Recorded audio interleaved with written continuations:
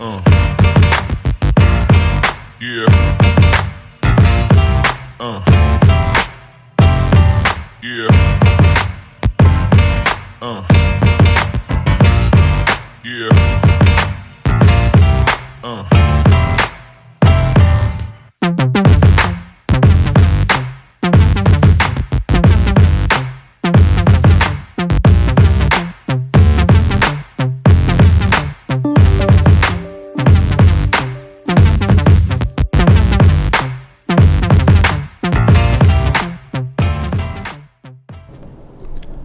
Fala galera, sinalizando o reino, bom dia, boa tarde, boa noite, não sei a hora que você vai estar assistindo esse podcast, nós estamos de volta.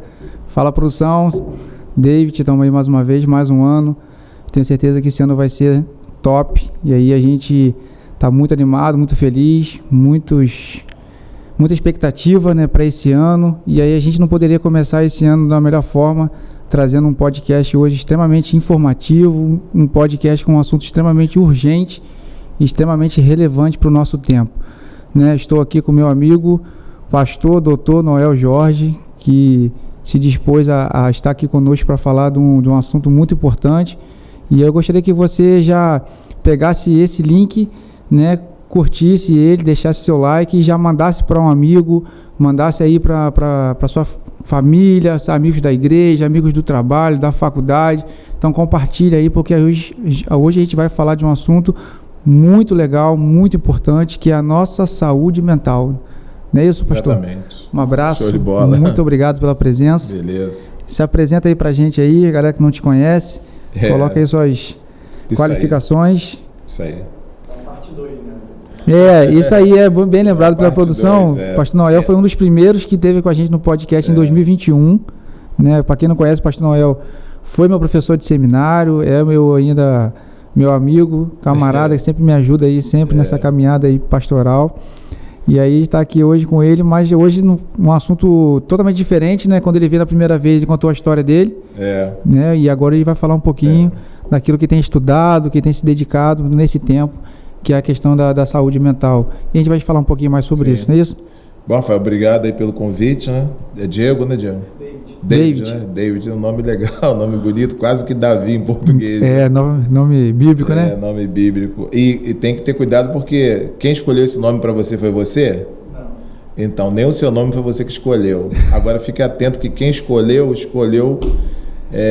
por alguma razão que é uma forma de projetar em você alguma expectativa deles, né? E se você seguir as suas expectativas, eles vão ficar muito frustrados, eles vão chamar você de ovelha negra, né? Porque, na verdade, de negro não tem nada, nem de branco, é só uma forma de desqualificar, né? Eu sou muito grato por esse momento. Eu tenho migrado, feito aí uma simbiose entre teologia e saúde mental. Então, eu tenho toda a minha formação primária na área da teologia, né, experiência vocacional, a crença empírica de que o Evangelho é o poder de Deus.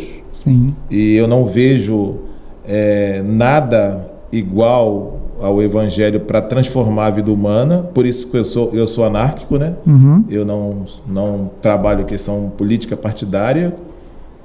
Anárquico sem ser anarquista, né? Entendi. Que os anarquistas tentavam depor o Estado com violências, né? E eu tenho uma questão anárquica que é achar o Estado muito pesado nas suas imposições, nas suas cobranças, e não entrega o que de fato a gente necessita como condição básica. Então eu não voto, né? Não tenho partido político, mas sou politizado. Né? E o que isso quer dizer? Isso quer dizer que eu estava até nesse ano de polarização aí, de política no Brasil, e como eu sou anárquico, eu não falo dessas questões, né? E às vezes as pessoas me falam na igreja, você não vai falar nada. A cobrança, né? Eu tive que fazer a leitura de um livro do Oscar Cullmann, um teólogo que eu li muito no Seminário do Sul. Ele tem um livro chamado Cristo e o Tempo, na questão escatológica, que ele fala de Jesus e a política, né? E ele fala que no tempo de Jesus haviam 3 posições políticas em relação ao Estado romano. Haviam os fariseus, que lutavam pela preservação da lei, né? E aí eles eram meio que ascéticos em relação a Roma, meio apolitizados, né? Tinham os saduceus que colaboracionistas do Estado, Sim, e os zelotes que atacavam o Estado, né? Os zelotes que eram os combatentes, né? A força, né? Usavam aquelas adagas, né? Que tentavam matar um soldado. Então tem os que atacavam o Estado, os que colaboravam e os que se afastavam. E ele fala, e Jesus? Jesus apresentou uma quarta via, que foi a pregação do reino de Deus. Amém.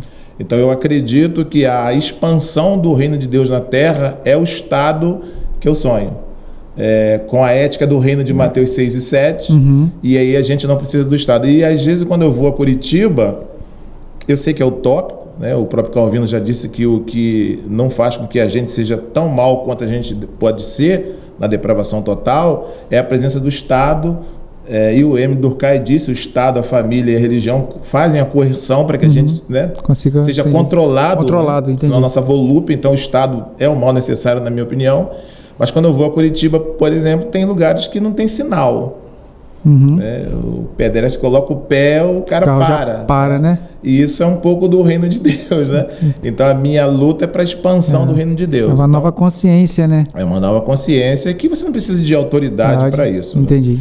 Então eu estou dizendo isso porque o meu envolvimento com o evangelho, com o reino, com a teologia é de fato aquilo que eu considero fundamental. Porém, na caminhada cristã, na caminhada pastoral, na caminhada de servidor público, esportiva, eu percebi que a vida humana ela tem outras áreas que precisam de assistência. Entendi.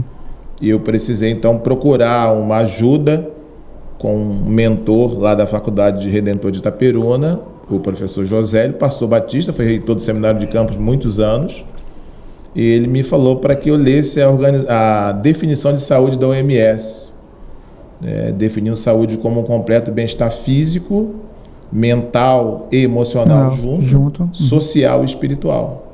E ele fala assim, você está cuidando dos seres humanos só no aspecto espiritual. E o que você precisa primeiramente identificar, na hora que alguém cair no seu culto lá, se estribuchando pelo chão, é identificar se é epilepsia ou se é demônio.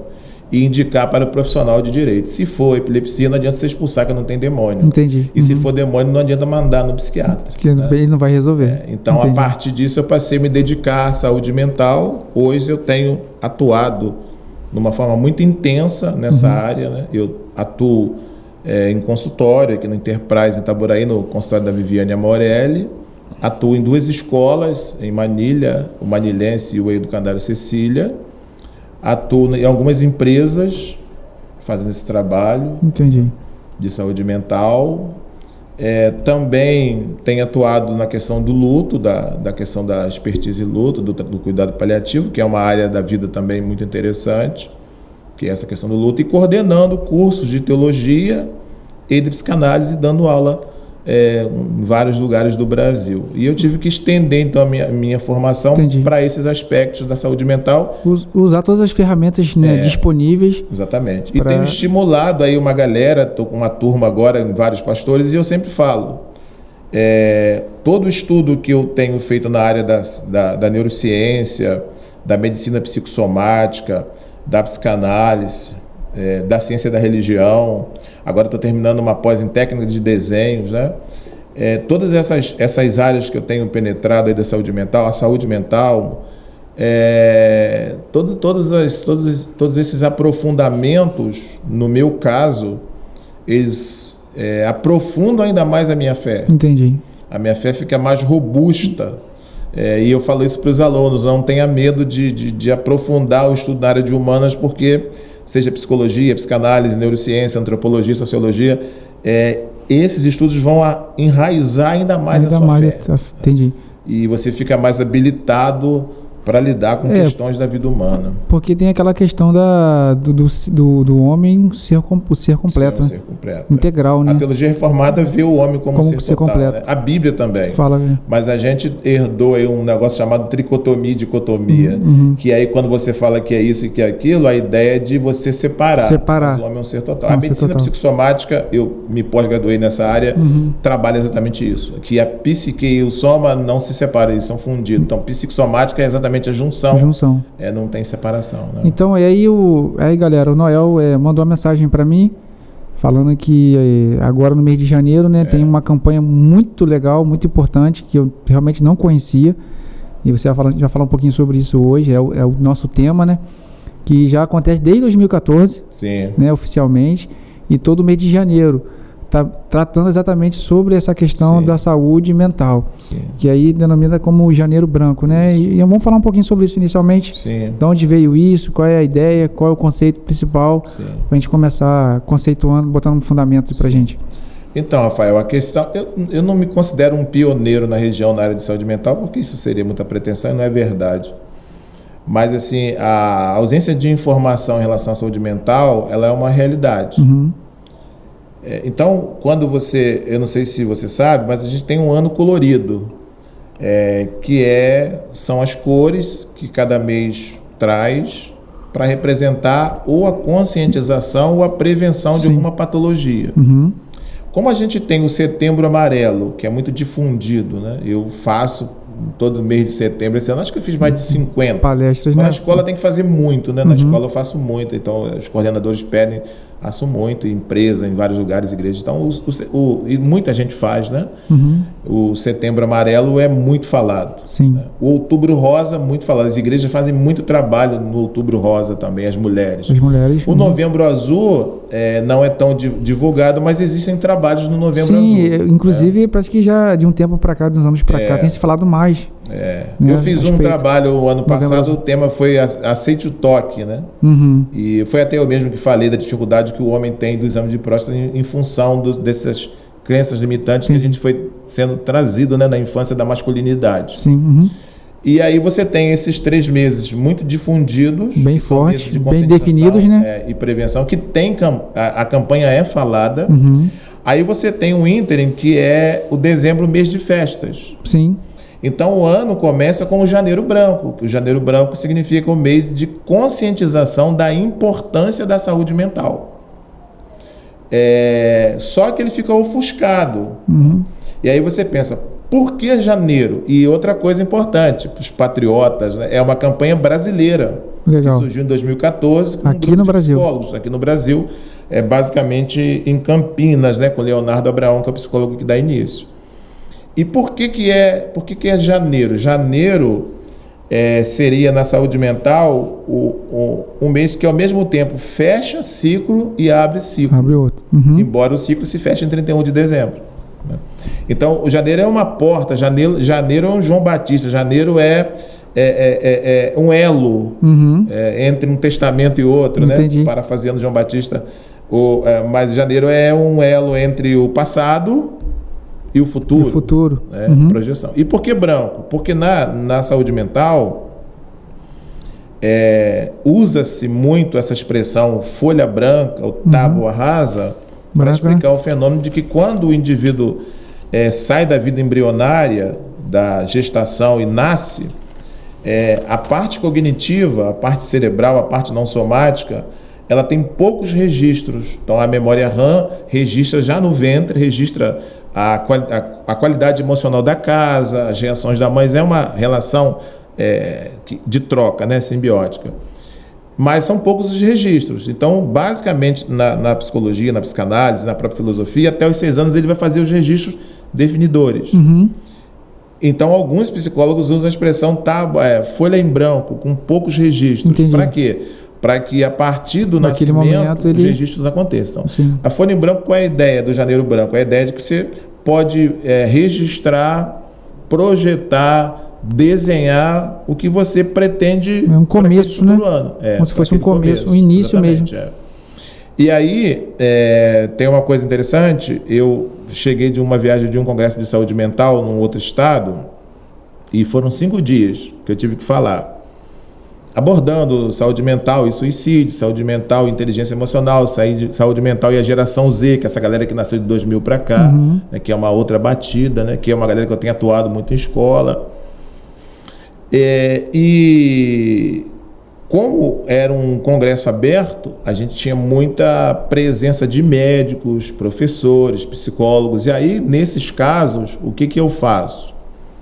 eu falo assim na minha abertura, todas as classificações que eu farei de doenças mentais, eu farei em cima do CID-11. O CID-10, o CID-11 foi publicado agora, que é onde a OMS classifica as doenças mentais. Uhum. Então, começa na letra F, ela vai classificar as doenças mentais. E todos os diagnósticos, quando eu falar que a depressão tem esse sintoma, esses sintomas que eu estou me referindo, eles estão no DMS-5, que é o Manual Estatístico de Diagnóstico, da OMS. Uhum. Então, qualquer médico, qualquer psicólogo, qualquer nutricionista, qualquer pessoa que venha da área de humanas voltada para a saúde, sabe disso. Uhum. Então, eu não posso afirmar num congresso nada que não esteja ali. De acordo com a cartilha. Agora, tem uma questão. Eu farei algumas afirmações que não são do CID-10, nem do DMS-5, e nem são científicas. É da minha experiência de clínica. Uhum. Então, baseado na clínica, eu faço algumas afirmações. Aí eu cito. Quando Freud falou, no final do século XIX, para o início do século XX, que todas as queixas dos adultos na clínica, eu tenho depressão, eu tenho pânico, eu tenho bipolaridade, que a causa dessa queixa era uma sexualidade mal resolvida na infância, todo mundo riu dele. Uhum. Como pode uma depressão num cara de 25 anos ser causa de uma sexualidade mal resolvida na clínica? Ele falou assim, não, meus pacientes dizem isso. Então, na clínica, eu saí da clínica agora, eu escuto coisas que não estão em nenhum manual. Entendi. Então, eu faço algumas afirmações baseadas nisso. Vou fazer a primeira aqui. Sim. Não tenho dúvida alguma que a saúde mental é o tema mais importante do século XXI. Como nós somos cristãos, então a gente já colocou o evangelho lá na primeira prateleira. Sim. Ele está lá. Ele é o concurso, ele é o Pelé, né, das relações humanas. Sim. Uhum. Desceu de lá, o assunto mais importante do século XXI é a saúde mental. Não tenho dúvida disso. Eu nunca atendi uma pessoa, um adulto, no consultório, como eu sou psicanalista, eu só atendo adulto, eu não atendo criança, a não ser na escola, mas que eu tenho que ter uma relação com o pai e a psicanálise, eu não gosto disso, eu gosto de ter só com uma pessoa para não ter que falar nada, né? Então, assim, eu nunca ouvi um adulto com uma queixa, qualquer queixa que você possa pensar na clínica, que a causa dessa queixa não tenha sido de 0 a 6 anos. Um abuso, uma rejeição, um abandono. Ou seja, dentro desse período... Não tem história de sofrimento adulto, então eu afirmo que toda criança, todo adolescente é vítima da casa. Aí a psicanálise vai dizer o seguinte: você, Rafael, 30% é genética e 70% é vivência. Vivência é o que foi a sua casa, que é o primeiro ambiente de vivência, o segundo que é a escola e o terceiro se tiver uma religião ou o campo de futebol. Entendi. Então a gente é resultado desses ambientes. Desses ambientes, desses relacionamentos. Aí, dito isto, o Janeiro Branco é o janeiro que conscientiza da importância da saúde mental. Claro, eu vou trazer dados aqui, números, né, que vão potencializar essa afirmação que eu estou dizendo. Sim. Então, janeiro seria esse mês introdutório. Por exemplo, o suicídio de Setembro Amarelo. 87% do suicídio é vitimado pela depressão. A depressão é uma doença mental. A doença mental, isso que eu ia perguntar, para a gente definir o que seria... Eu vou fazer. Você dá ênfase no suicídio, mas esquece que o suicídio tem como... Tem uma causa... Tem várias vertentes, mas a principal é a saúde mental. Tanto a neurose quanto a estrutural. Então, já aproveitando para definir saúde mental, então o que seria saúde mental? O que seria esse janeiro branco? Basicamente, quando eu falo assim, você precisa ir a um psicólogo, eu estou falando de saúde mental. Então, uma pessoa me falou assim, eu quero fazer um congresso de saúde emocional. O senhor vem? Eu falei, eu vou desde que você mude o título. Se for um congresso para a igreja, para uma ONG, para uma escola, dentro da sala, até vou. Agora, um congresso aberto, eu colocar o tema saúde emocional, um psiquiatra vai rir de mim. O neurologista vai rir da minha cara. Não existe saúde emocional, existe saúde mental. Certo? Saúde mental. A saúde mental se divide pela OMS de 2 formas, no CID-11. O primeiro aspecto é o aspecto estrutural. O que é isso? Normalmente, na gestação, quando o nascituro é gerado lá, é fecundado, até o nascimento, Nessa gestação, que nós não podemos mais chamar hoje de má formação cerebral, porque hoje não tem o conceito de mal nem de anormal, hoje é o diferente. Então, o autista não tem uma formação má, ele é diferente. Entendi. Né? Então, na gestação, se forma a esquizofrenia, tanto a paranoica, quanto a catatônica, quanto a hiperfênica. Se forma o autismo, a hiperatividade, síndrome de Down, que é uma questão de cromossomos, uma questão de dificuldade de compreensão cognitiva. Isso tudo é formado na gestação. Tem uma lesão no hipocampo, no córtex, no sistema nervoso central, periférico, simpático, parasimpático. Tem uma lesão ali, né? Então, por exemplo, uma criança demorou a falar, ele pode ter uma formação cerebral de neurônios não pleno. O que seria o autismo? O autismo são as conexões neurais. Os neurônios são os transmissores que transmitem para o olfato, tato, paladar, visão e fala. Então, o autismo é uma estrutura de formação neural em que o indivíduo não tem a formação plena. Entendi. Ou ele tem falhas, ou ele só tem uma hiperconexão. Então, eu preciso descobrir por qual caminho que ele consegue assimilar, se ele é visual, se ele é tátil, se ele é auditivo. Entendi. Então, ele vai normalmente apresentar o quê? Dificuldade de fala, asfasia, ou dificuldade motora, psicomotricidade. Porque aí a lesão vai te mostrar que ou a cognitiva, dificuldade de atendimento, de aprendizado. Vai mostrar um sinal motor ou de compreensão. As outras patologias estruturais acontecem na vida adulta. Isquemia, acidente vascular cerebral e Alzheimer. São ou uma pancada na cabeça, você estava de moto sem capacete, tá? Você vai ter uma lesão na estrutura adulto. Essas patologias são tratadas pelo neurologista e pelo psiquiatra. Precisam de medicação. Então, um esquizofrênico tem que tomar medicação. Ele tem uma lesão estrutural. Tipo assim, é como se ele tivesse um corte aqui no corpo, na carne. E precisa de psicoterapia ou de terapia para que ele possa se adaptar melhor e o remédio não ser tão... É necessário, mas não ser tão dominante. Entendi.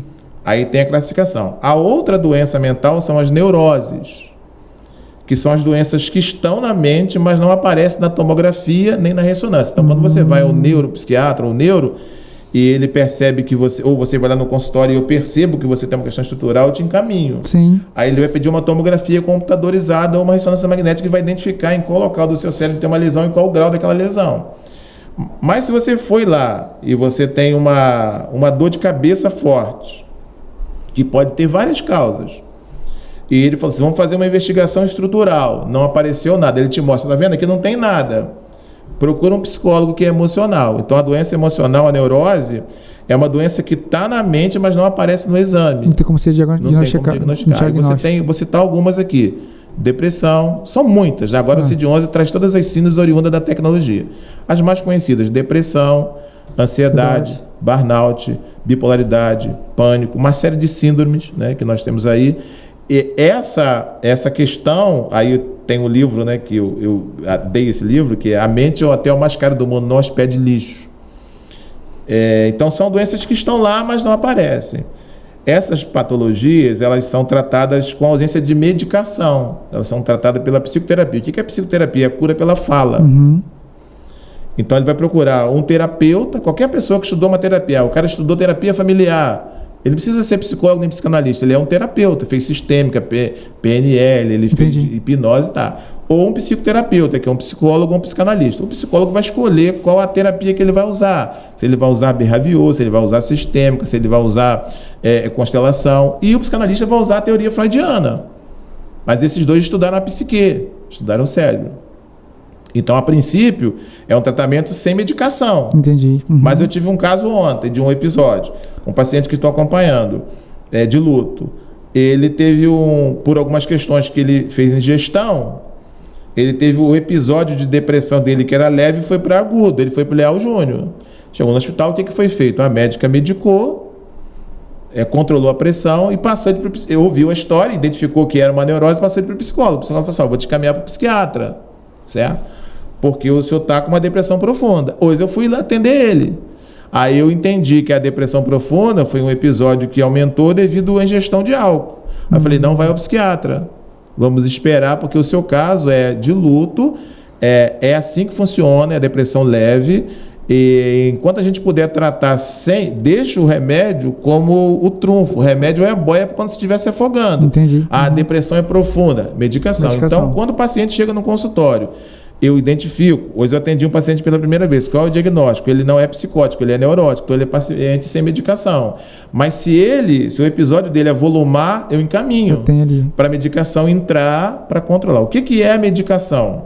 A medicação, em todos os casos, todo médico de medicina de farmácia, neuro, ginecologista, pediatra, estuda medicina de farmácia. Ele estuda a anatomia, estuda as doenças e estuda as fórmulas de medicação para ele prescrever. Então, todo médico prescreve. Uhum. Então, seja o que for, ele vai prescrever a medicação. Mas ele vai falar assim, procura um psicólogo ou procura um psicanalista. Ele está dizendo, Isso para dentro da questão da neurose. Da neurose. Ou chegou no psiquiatra, ele vai prescrever. Ele estudou para isso. Mas ele vai identificar, isso é uma neurose, vou te dar a medicação. O que é a medicação? A medicação é o controle de sintoma. Certo? Então, assim, vai fazer academia, controle de sintoma. Entendi. Então, quem trabalha comportamento... Então, a medicação controla o sintoma. Você tem uma depressão. A depressão pode ser causada por uma perda. Normalmente é uma perda. E aí você não tratou a causa. Tomou a medicação. A medicação vai entrar no seu cérebro, vai produzir cortisol, adrenalina, neurodolanina, essas coisas todas, que são hormônios de felicidade, você vai ficar bem. Aí ele vai falar assim, daqui a 3 meses você volta, que o psiquiatra vai avaliar estabilidade, regressão e progressão. Uhum. Normalmente progrediu, ele vai aumentar a dose, ele vai mudar a fórmula. Então controla o sintoma, mas daqui a 3 meses o sintoma fica mais forte. Então você não está tratando porque a depressão não é uma causa orgânica. Entendi. Aí você vai, na verdade, se tornando dependente daquilo. Só que se não bastasse não tratar, tem a dependência química, que é produzida pela droga, que é uma droga, só que é uma droga lícita, e os efeitos colaterais e efeitos de rebote. O Rivotril tem mais de 400 efeitos colaterais, que é o mais usado aqui, a Novalgina do tarja preta. Então você vai trazendo uma série de doenças que você não teria. Envelhecimento precoce, queda de cabelo, perda de libido, ressecamento de pele, alteração de apetite, alteração de humor. Então a questão é essa. Então, por que tem que ser bem identificado? É uma neurose, é uma depressão, é uma ansiedade, é uma bipolaridade, é um pânico. Está num episódio leve, dá para tratar a causa, dá para fazer terapia. E quando você fala em medicação, não precisa ser exatamente remédio. Pode ser alguma orientação. Você pode controlar sintoma com exercício físico, por exemplo, que também produz esses hormônios, né? Entendi. Só que assim, eu sempre tive 160 quilos na minha vida. De 2000 para cá, eu faço exercício desde os anos 2000. Já tive academia em casa, eu faço todo dia. 1 hora de esteira, faço musculação todo dia, evito carboidrato, evito açúcar para manter 106 quilos. 106, 107. Se eu comer 2 dias, se eu comer doce, pão, eu já engordo 3 quilos. Então eu faço isso. Mas eu já fui nutricionista. Eu nunca entrei na fila de um médico que passasse medicação. Mas eu vejo lá no consultório, tem o nutricionista e o endócrino que passa a medicação. A fila do nutricionista está vazia, a fila do endócrino está lotada. Então as pessoas acabam optando pelo remédio por entender que é um caminho mais curto. Entendi. Só que todo remédio é remediar. O remédio, ele faz assim, você vai perder 10 dedos, toma remédio para perder 5. Entendi. Não tem remédio que você tome sem não ter perda. Então, o que é saúde mental? Saúde mental se define entre estrutural, psicose e neurose. E o que é saúde mental? Saúde mental é uma habilidade que o indivíduo vai desenvolver de lidar com as nuances da vida.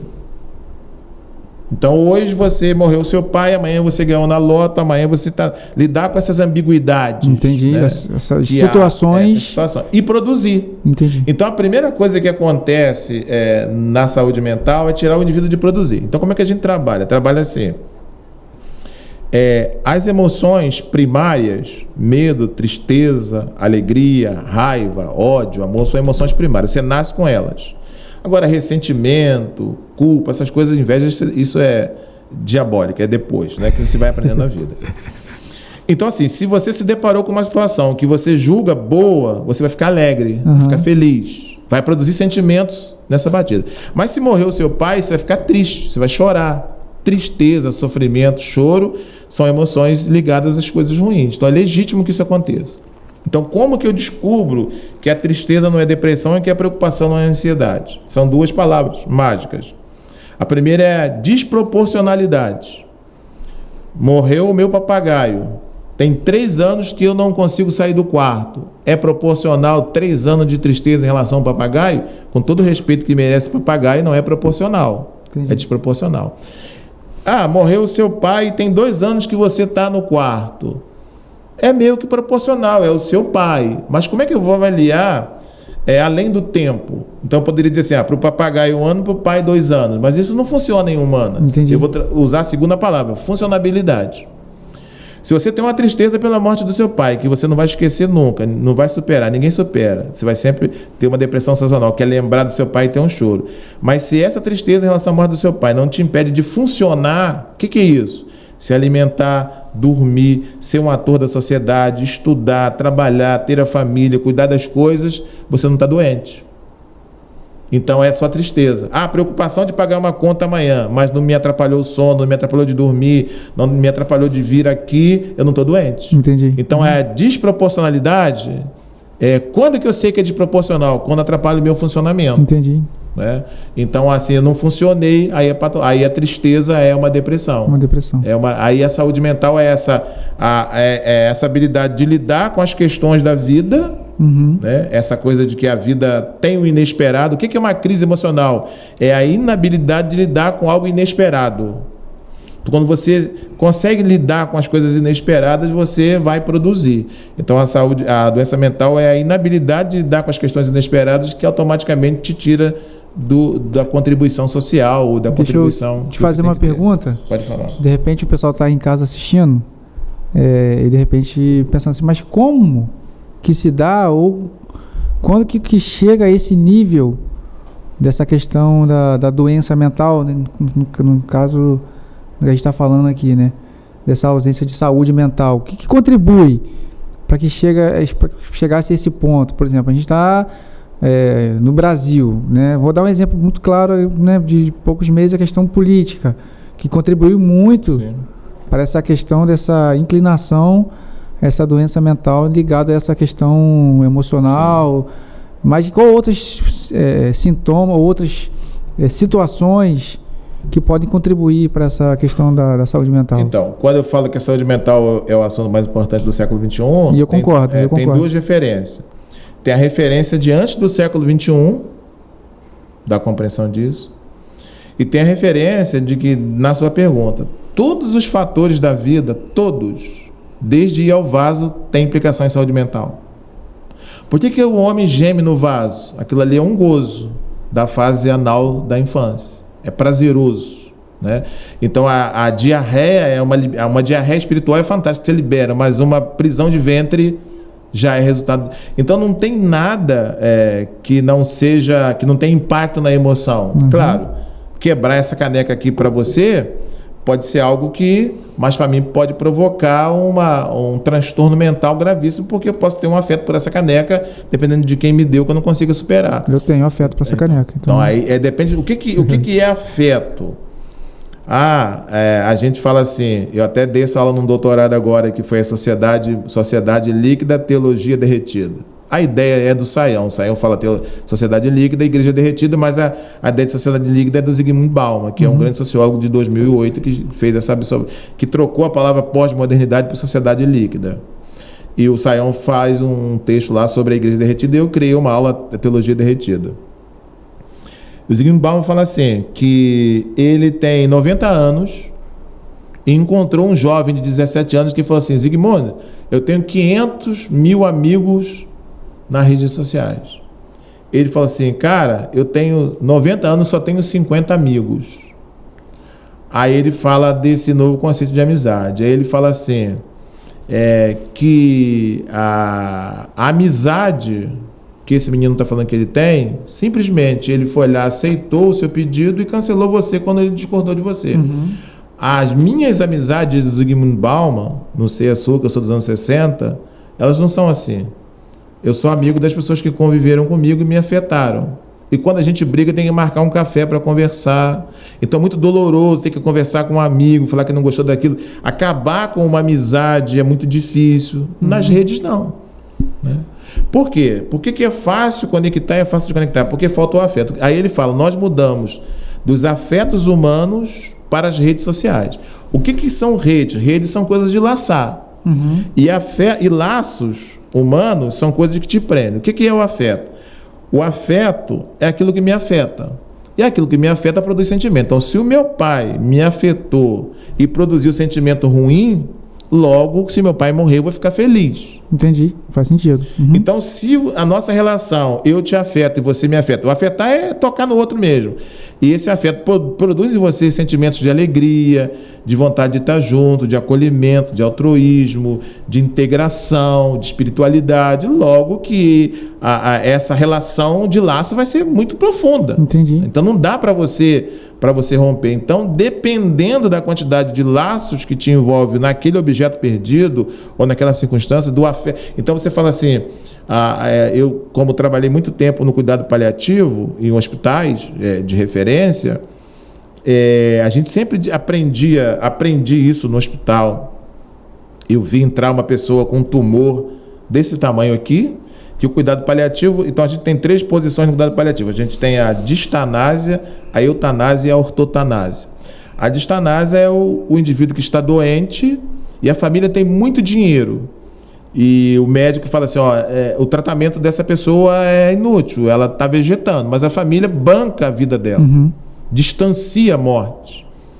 Claro, isso é uma coisa, nós não vamos discutir que se eu tivesse dinheiro, talvez eu fizesse isso numa pessoa querida. Mas isso, nas humanas, isso é muito ruim. Chega a ser um egoísmo. Sim. Como você orar, orei para Deus levar porque estava sofrendo. Como é que você pode pedir para que o outro morra? Peça a sua. Né? Ele fala, eu fiquei feliz porque Pelé descansou. Descansou? Você quer descansar? Nós não temos esse direito de optar pelo outro, decisão da pessoa. Entendi. A eutanásia é eu olhar o sofrimento deprimente de um indivíduo e dar uma boa morte, encerrar a história. Isso tem em alguns países do mundo, alguns estados dos Estados Unidos.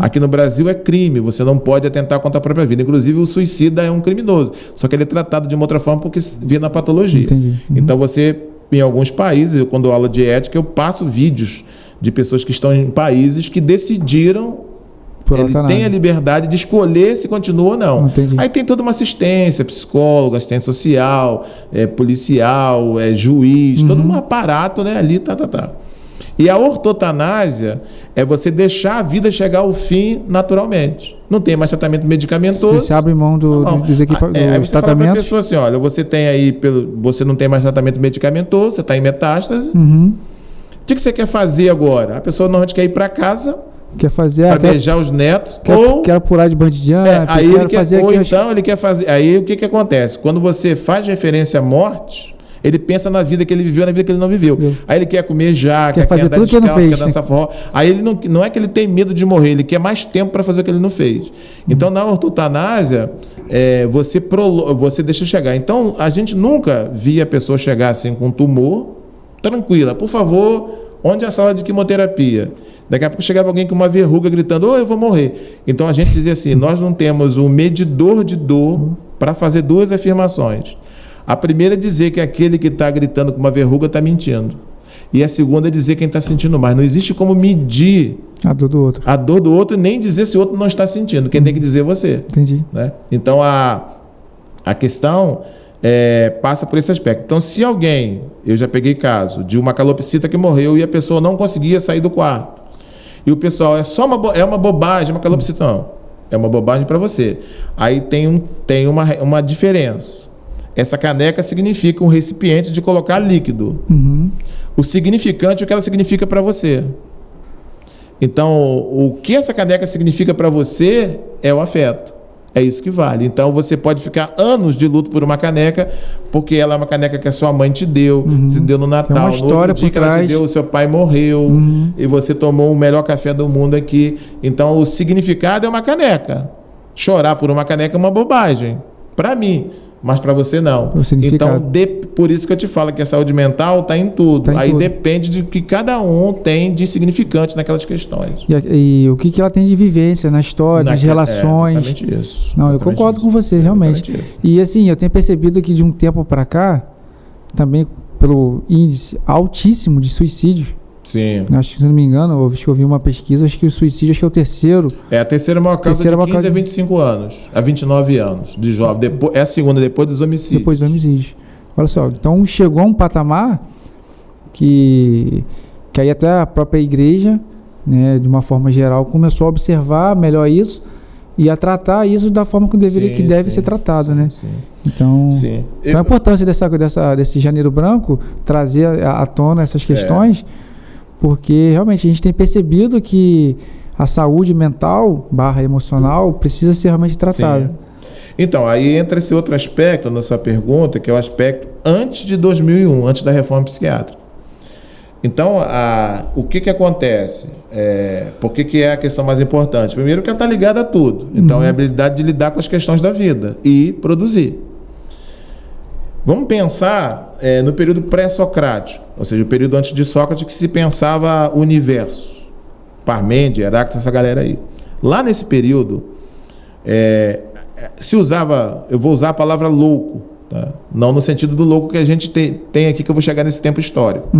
O louco, ele era divinizado. Eles achavam que o louco, o doente mental, tinha uma conexão com os deuses, né?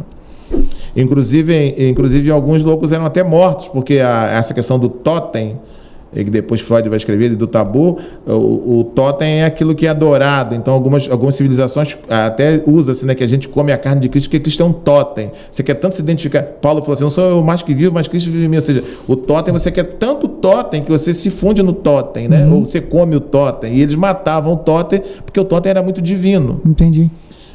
Quando chega na Idade Média tem duas formas de pensar a Idade Média. Tem forma de pensar a Idade Média na história da humanidade e na história da Igreja. Sim. Na história da Igreja é período de trevas. Pelo menos do século V ao século XVI a gente tem o chamado Tempo das Trevas. Agora, na história da humanidade, não. É, ao mesmo tempo, um momento de grandes invenções, como a própria imprensa, mas como a Igreja que dirige esse tempo histórico, né? Então a Igreja dita como se cuida de qualquer coisa. Nesse caso, a doença mental era vista como pecado e possessão demoníaca. E é por isso que nasceu a Casa de Misericórdia. Nasceu nesse período. O que é misericórdia no grego? É miséria do coração. Então eles internavam esse indivíduo para que ele fosse tratado do seu pecado e ser exorcizado pelos líderes religiosos. E isso também, isso foi para todas as religiões. Então sempre nesse período a doença mental era tratada pela religião. É possessão, é pecado. Ou seja, você não tem uma informação científica para identificar aquilo naquele período. Quando chega na Idade Moderna, depois da Reforma, com os adventos que vieram aí da Revolução Francesa, Iluminismo, essas coisas todas, passou a ser uma coisa racionalizada. Então o louco é alguém que tem uma ausência de razão, é um irracional, né? Aí essa ideia de Casa de Misericórdia passou a ser isolamento. Você isolava o indivíduo, como isolava o leproso, ou seja, ele é um ser à parte. O canhoto, todo mundo. O canhoto aí não. Quando chega na Idade Contemporânea, e a Idade Contemporânea pode ser qualquer data depois do século XIX, século XX, surge um cara na França chamado Pinel, que fala assim: esses indivíduos não podem ser tratados de maneira isolada, eles têm que ser tratados de forma coletiva. Então esses ambientes de internação passaram a ser ambientes de tratamento coletivo, humanizado. Só que o único tratamento que tinha era eletrochoque e camisa de força. Inclusive tem um filme, que a Glória Pires é a personagem principal, e tem o livro, O Holocausto Brasileiro, que é a primeira casa de internação lá em Barbacena. Inclusive aquele personagem da escolinha do professor Raimundo, que é até o pai da Glória Pires, quando era pequenininho em Barbacena, refere a essa história dessa casa de saúde mental que internavam as pessoas e elas morriam como animais, como bichos, né? Isoladas. O livro é bem ilustrado, mas a ideia do Pinel é uma ideia de tratamento coletivo, né? E aí assim vem. Só que tem uma questão importante nisso tudo, que é o nascimento da ciência e da neurologia. E isso nasce com Freud e Charcot, mais ou menos no final do século XIX. Então, e outros expoentes, eles se formaram em neurologia em Viena, se formava muito cedo naquela época, com 24 anos, o cara já era advogado, era médico, e eles começaram a estudar a loucura. E começaram a partir da histeria. A histeria é uma doença que na época, como a palavra vem da palavra útero, é uma doença que era direcionada para as mulheres. E a histeria altera toda a movimentação corporal, meio alucinação, a pessoa fica torta, a pessoa rola no chão, uma coisa parecida com um comportamento demoníaco, louco, enfim. E ali, Charcot e Freud tratando aquilo ali como uma questão neurológica. Então ali eles descobrem que a questão mental não é demônios, a questão mental é uma patologia neurológica no cérebro. E aí, por que vai acontecer a divisão? Como é que vai nascer a psicanálise e vai nascer a psicologia? Freud percebe que aquele comportamento, aqueles sintomas daquela histérica não eram sintomas estruturais, eram emocionais. Aí ele deixa, olha só o caminho que ele faz. Hoje, minha profissão é psicanalista. Eu queria fazer psiquiatria para trabalhar com idoso, mas eu não deixaria de ser psicanalista para ser médico de farmácia, de forma nenhuma. Mas hoje ninguém deixaria de ser neurologista para ser psicanalista. Freud meio que deixa, entre aspas, porque você traz os aprendizados da neurologia e funda a psicanálise, que é a abordagem da saúde mental no campo da neurose sem a medicação. Entendi. Né? Então ali você entendeu, olha, então a saúde mental, a doença mental não é uma coisa demoníaca, é uma doença. Ele conseguiu, na verdade, então ele desvinculou da religião. Desvinculou da religião com a ciência no século XVIII, né? Isso. Que vai nascer a psicologia, um montão de ciências que vão tentar. A própria positivismo de Auguste Comte, eu fico olhando que as pessoas ficam adorando a bandeira do Brasil, né? Aquela frase, ordem e progresso, é do positivismo de Auguste Comte, que é o pai do ateísmo. O positivismo dizia o seguinte, não é esse positivismo que a gente vê, da pessoa ser positiva, não. O Auguste Comte dizia assim, nada pela fé, tudo pela ciência. Então ele trouxe a ideia de que a gente só poderia realmente elucidar as questões humanas pela ciência. Claro, é um ataque à igreja, mas a igreja estabelecida. Mas o positivismo é de um ateísmo puro. E a psicologia, a sociologia nasce para tentar explicar a vida humana fora da religião. Fora da religião. Aí o que acontece? É quando eu vou dar aula de sociologia ou em escola que não é evangélica ou evangélica, aí eu falo, tudo bem, nós criamos a psicologia, que é uma ciência, a sociologia, que é uma ciência, para explicar a vida humana fora da religião. Mas a gente teve que criar a sociologia da religião, a psicologia da religião e a filosofia da religião, porque você não tem como tirar a religião da vida humana. O Emile Durkheim já disse isso, né? Então, quando chega aí o tratamento no Brasil, ele passa a ser dessa forma, né? Um tratamento onde o indivíduo é internado, isolado, essas coisas todas, tratado como animal. Mas a ideia não é essa. Na reforma psiquiátrica de 2001, surge a ideia de voltar para casa. Por isso que está se fechando todos os manicômios, né? Que é a ideia de surgir o CAPS e o RAPS. O CAPS é um centro e o RAPS é uma rede de apoio psicossocial, que é do indivíduo ser trabalhado dentro da sua família, na sua casa, tendo apoios psicoterapeutas e de medicamentoso em sociedade. Então hoje você não tem mais a existência de manicômio, de internação, para que ele seja tratado de uma forma socializada, né?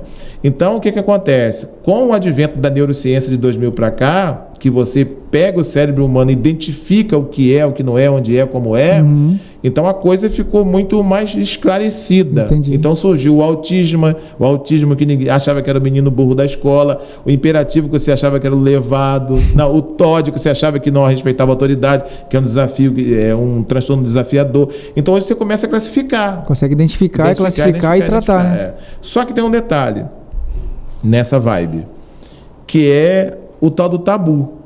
Por que eu estou dizendo para você que a saúde mental é o tema mais importante do século XXI e por que a gente não fala do Janeiro Branco, não fala de sexo, não fala de suicídio, só fala em setembro? Porque tem as coisas que são tabu. O que é um tabu? O tabu é uma coisa que a sociedade não quer falar. Só que tem um detalhe. O fato de eu não querer falar não significa que não existe. Entendi. Então, olha só. Século XXI, 2022. O Brasil tem 7% da população, para citar uma doença, com depressão e 10% com ansiedade. 10% da população. Com 2 doenças mentais, que podem ser parecidas, mas são doenças distintas. Sem contar as outras. Não estou falando de burnout, pânico, estresse, nada disso não. Não estou indo lá não. Nós temos no Brasil todo, 52 casas de pronto atendimento para saúde mental. Então, se alguém surtar aqui agora, você vai levar para onde? Você vai levar para o UPA, para o Leal Júnior, mas eles não são casa de pronto atendimento para saúde mental. Nós temos isso no Brasil, todos 52, e a metade fica em São Paulo. Então, quando alguém tenta suicídio, quando alguém surta, quando alguém cai na rua, você não tem o lugar específico para levar. Também, então, a gente pode identificar também que é um problema estrutural de governo. De saúde pública. Isso. Você tem uma lei um olhar da reforma psiquiátrica que abre o atendimento, mas a estrutura não acompanhou. Não acompanhou, entendi. Né? Então, você tem isso aí. Você tem 52 no Brasil todo de pronto atendimento para saúde mental. E aí você coloca 10%, 7% para ansiedade, para depressão, 10%. Certo. O que você tem são os CAPs, que atende todo mundo, né? Que são estruturas menores, assim, mas não é para pronto atendimento, é para o paciente que está sendo acompanhado. Está no processo de acompanhamento, faz esse ritual todo. Não vamos discutir aqui as condições do CAPS, porque não é o caso de discutir isso, que seriam políticas públicas. Nós não temos políticas públicas nem privadas. Veja bem, eu sou psicanalista clínico, trabalho num centro de saúde que tem lá psicólogos, nutricionistas, psicopedagogo. Então uma pessoa fala assim, eu quero marcar uma consulta para o meu filho. Aí eu passo lá para... o que é? Para o psicopedagogo. Aí a pessoa fala assim, eu tenho plano de saúde. Aí ela vai falar assim, eu não aceito, eu não trabalho, porque o plano de saúde não trabalha com saúde mental. Não tem repasse. Eles não fazem. Entendi. Aí fala assim, mas eu não tenho dinheiro, porque para pagar é difícil. Então eu vou ter que te fazer uma vaquinha para te ajudar, e aí eu não vou te atender. Então você não tem política pública e não tem privada. Então o sujeito, ou ele vai para medicação, que ele pode pegar na farmácia com um amigo aí ou qualquer coisa assim, ou vai no psiquiatra. Então você não tem a condição de um tratamento psicoterapêutico, com psicólogo, psicanalista e terapeutas, que não há... Agora eu estou fazendo assim, eu estou pegando as minhas turmas, que no meio do curso, eles começam a atender fazendo supervisão. Agora eu vou até começar com o pastor Fabrício na Reta, eu vou oferecer 10 profissionais que estão em supervisão para fazer um projeto de saúde mental na Reta. Né? Então você não tem, você quer fazer um projeto de saúde mental aqui na igreja. Mas como é que você vai trazer? Você vai trazer um cara que está atuando? Ele é a profissão dele. Entendi. Né? Ele vai te dar o quê? Meia hora. Aí você não tem, a prefeitura tem, não existe essa disponibilidade, porque forma pouco, não se fala muito sobre isso. E também a questão de que não tem política pública para incrementar isso. Por isso que eu falei assim, esse janeiro branco, eu vou fazer a campanha. Eu vou falar sobre o impacto do engarrafamento na saúde mental da população de Itaboraí. Eu vou falar da questão da política no Brasil, o impacto na saúde mental, todas essas questões mais agudas, né? Mas tem outras, né? Do divórcio. Com certeza, vou falar de uma aqui agora. Falar de uma aqui agora que aí tem a ver, porque... você falou aí que não tem como desvincular a questão da religiosidade do ser humano. Não. Que já está inserido nele. Está inserido, faz parte. Você, está por exemplo, também. Você nasce em um lar já um cristão católico, cristão Sim. evangélico ou qualquer outra religião, né? E como que isso afeta a saúde mental, tanto positivamente quanto negativamente? Sim. Porque a gente sabe que vai afetar de alguma forma a questão dos afetos, né? Que nós falamos Sim. aqui. Para os dois lados, porque se você tem uma espiritualidade saudável, essa espiritualidade vai te acompanhar e vai te ajudar na sua saúde mental. Mas se você está inserido em uma espiritualidade, numa religião que vai contrário a isso, né? E aí, como é que a gente faz? Como é que a gente trabalha isso? A questão espiritual, né?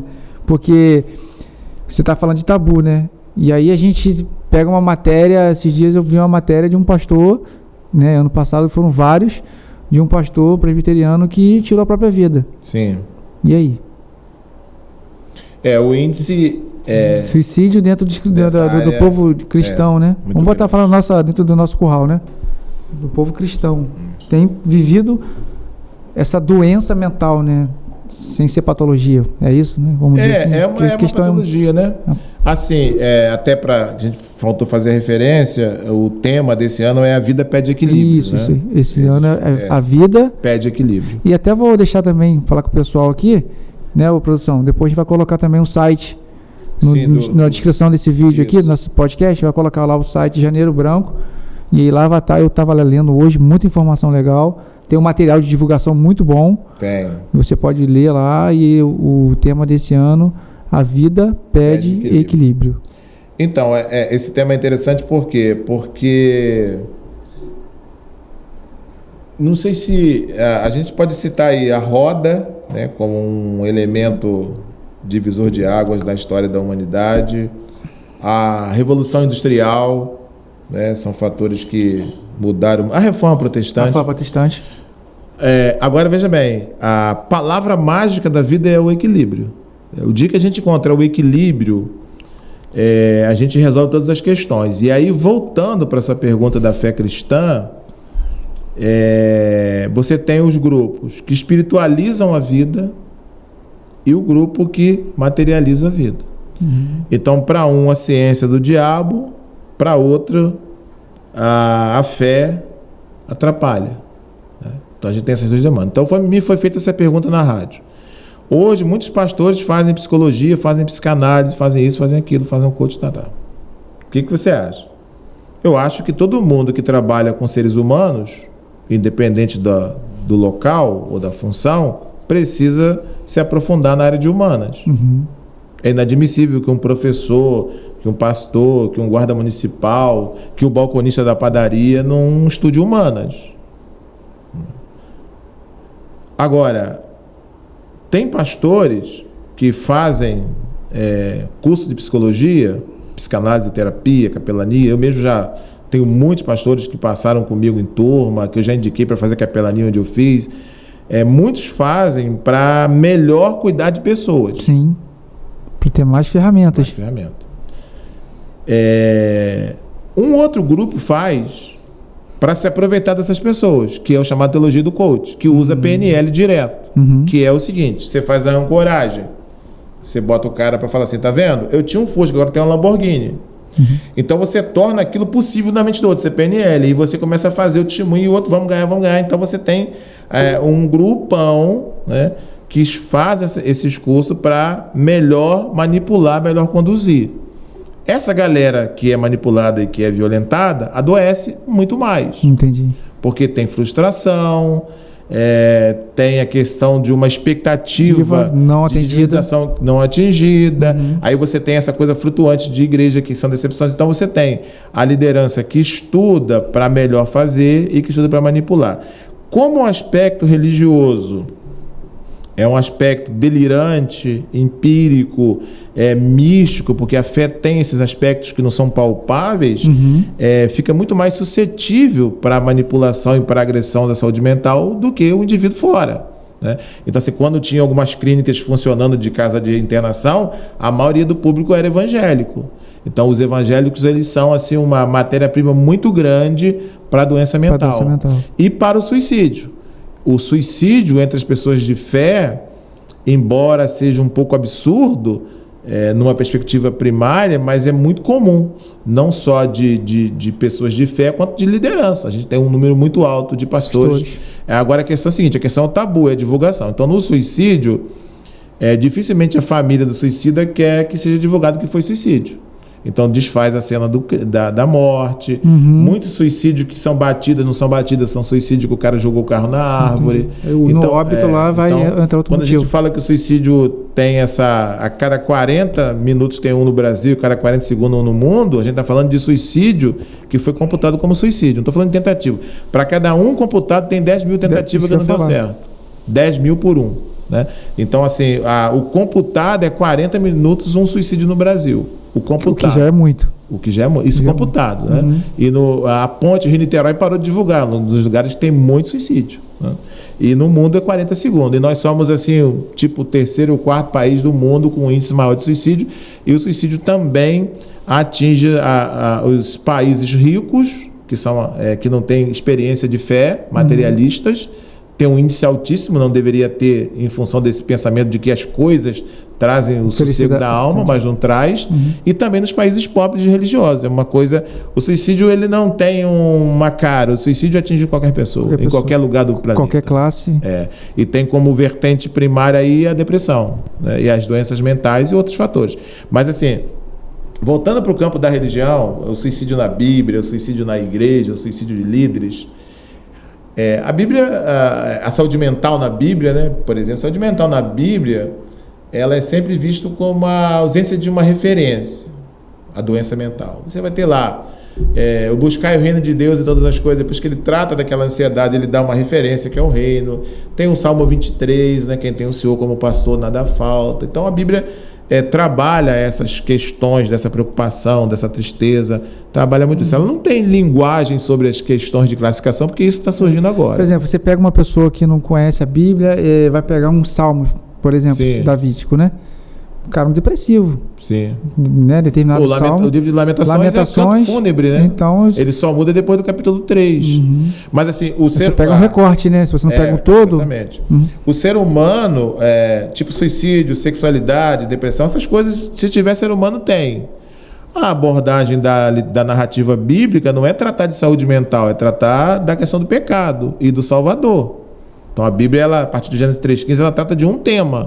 É claro que ao tratar desse tema, ela vai levando os bojos culturais, políticos, sociológicos que estão ali. Mas a Bíblia tem um tema. Então, assim, a Bíblia, para mim, é a palavra de Deus. Eu já virei isso de cabeça para baixo, Rudolf Bultmann, eu sou apaixonado.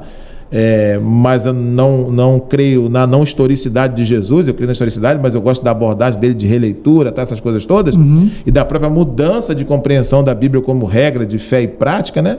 Então a Bíblia era inerrante, infalível, autoritativa, a palavra de Deus em tudo que estava lá. Isso não é mais uma verdade. A Bíblia é autoritativa, inerrante, a palavra de Deus naquilo que ela se propôs a dizer e disse. Agora, de ciência, de planetas, a Bíblia não se propôs a dizer isso. Então, se aparecer aqui, já apareceram vários planetas. Por exemplo, Josué disse que o Sol parou. Cientificamente, quem parou foi a Terra. Josué está narrando que aconteceu um fenômeno ali sobrenatural aqui no mundo dele. Cientificamente não tinha como explicar. Eu sei que houve uma ação sobrenatural. Então, assim, a Bíblia é palavra inerrante, falível naquilo que ela quis dizer e disse que é falar do Salvador. Quem é esse Cristo e como depois que ele vem, como que você vive nele.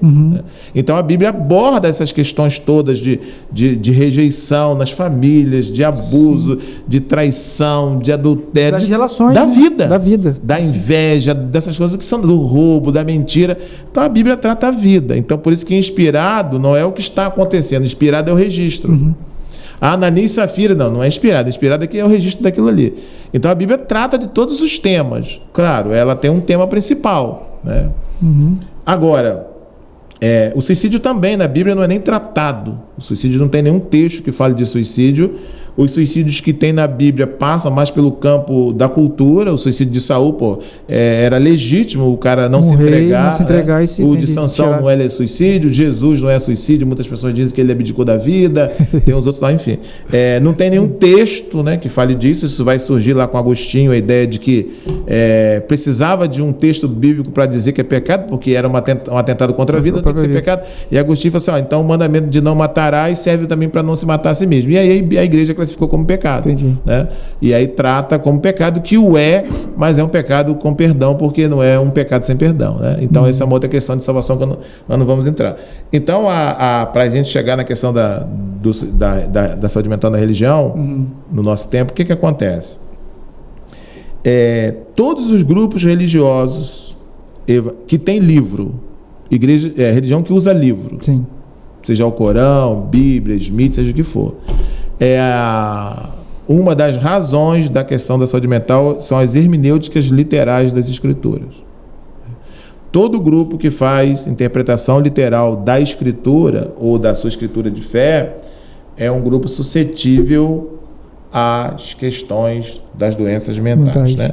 Por quê? Porque gera fundamentalismo. Entendi. Tem uma obra do Ricardo Gondim, essa obra é bem antiga, né? Hoje as pessoas criticam o Gondim, diz que ele é do teísmo aberto, ele e o menino da Água Branca, né? Falam isso, mas eu não sei. E o Gondim escreveu um livro nos anos 2000 que é O que a Igreja Proíbe e que a Bíblia Permite. E ele começa o livro contando a história da filha de um pastor da Igreja Casa da Bênção em São Paulo, que cortou o cabelo. E o pai estava na igreja e a mãe falou, olha só, ele voltou e falou, você envergonhou seu pai é um pastor, um homem de Deus, não pode cortar o cabelo é a honra da mulher. E deu uma surra na menina. E voltou para a igreja. Daqui a pouco chegou a notícia, ela botou fogo no corpo e se matou. Então essa leitura, essa hermenêutica literal gera um fundamentalismo. Né? Vamos dizer até um extremismo. Né?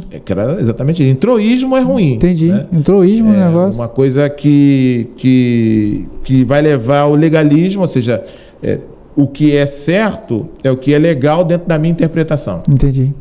E aí, o que acontece? É um campo vasto para a saúde. Exatamente isso. Então. Tipo assim, eu sou pastor, eu tomo vinho quando eu quero tomar meu vinho, eu ouço todas as músicas de MPB no carro, se tiver aqui uma queima de fogo na praia, eu vou, né? Se tiver que ir ao Maracanã, eu vou, se tiver que ir ao bar, eu vou em qualquer lugar da vida, porque para mim o retiro espiritual é eu estar em qualquer lugar com outro espírito. Jogo futebol, ouço, não tenho problema. Vejo o mundo como palco da glória de Deus, como reformado que sou. Mas quando você tem uma hermenêutica literal, você não desenvolve a habilidade de lidar com seus desejos. Então, desejo não é pecado. Desejo que nos faz viver. Sim. É a pulsão eros, ou seja, eu desejo melhorar a minha condição financeira. Esse desejo me fazer buscar isso. Entendi. Certo?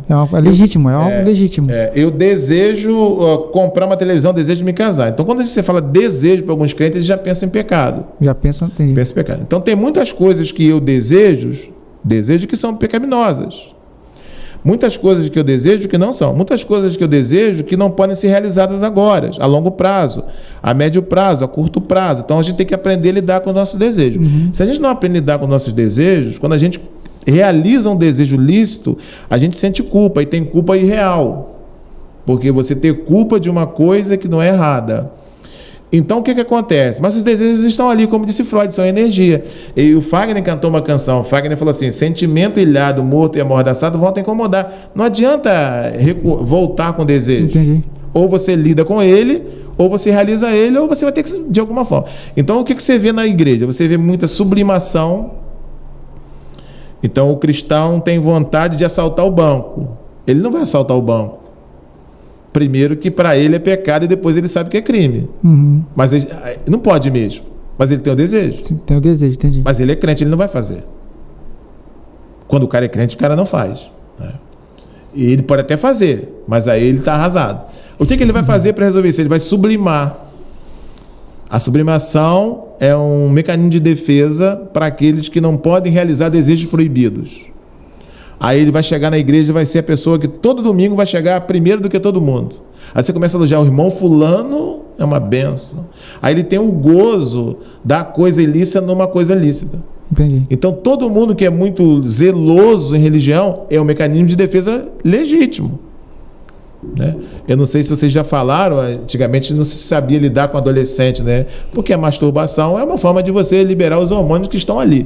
Mas masturbação é pecado, aquela discussão toda, então vamos fazer, envolve o adolescente com alguma coisa para ele queimar energia. É um mecanismo de defesa. Entendi. Né? Então você cria a sublimação, a projeção, que aí o cara fala assim: eu odeio o divórcio. É o contrário. Todo discurso incisivo, legalista, moralista é o contrário. Você pode ver que ele esconde, na verdade. Aí quando ele quer saber, fulano não é possível, fulano era contra isso. Entendi. É sempre o contrário. Aí tem aquele impacto, né? Ué, como assim? Fulano de tal falava tanto. O deslocamento, a projeção. Então, todo discurso religioso, moralista, pode esperar. Como dizia Djalma, é o contrário. Pode esperar. Que todo moralista, você pode ter certeza que é uma forma de se defender, né? E uma fragilidade de não assumir o que é. Ou até também de esconder. De esconder, mas esconder por um tempo. Então você tem a sublimação, a compensação, né? A castração. Então, assim, quantas pessoas estão fora de... 87% de quem foi criado na igreja está fora, porque não podia jogar bola, não podia ver televisão, não podia usar celular, não podia fazer... Você vai castrando a pessoa. Entendi. Tem um símbolo que eu uso muito, que é o coque. O coque é uma forma de você reprimir. Aí aquela irmã do coque, quando ela solta o coque, fala assim: ataca o pombagira. Ela sai com todos os homens do bairro. Elas não conseguem lidar com o equilíbrio. Então... castra, aí um dia solta, aí todo mundo, tá com pombagira, vai, aí depois volta. Coque de novo. Então, assim, eu não acredito em vida cristã que é exame de coração. Eu acredito em vida cristã que é retilínea. Aquele irmão que está todo tempo que você chega perto dele, ele está ali, caminhando na fé, com a graça de Cristo, né? Como diz até a teologia reformada, na perseverança dos santos, Deus nos ajudando a perseverar, nada de heroísmo, eu estou perseverando. Agora, quando vem esses caras, não, tá no mundo, não, eu tô, daqui a pouco, e aí? Não estou indo na igreja. Porque não, agora eu estou no azeite, eu estou fazendo, estou orando, estou curando, e agora, não, agora eu estou afastado um pouquinho, isso aqui. Uma inconstância. Mas é produzido por esses heroísmos, né?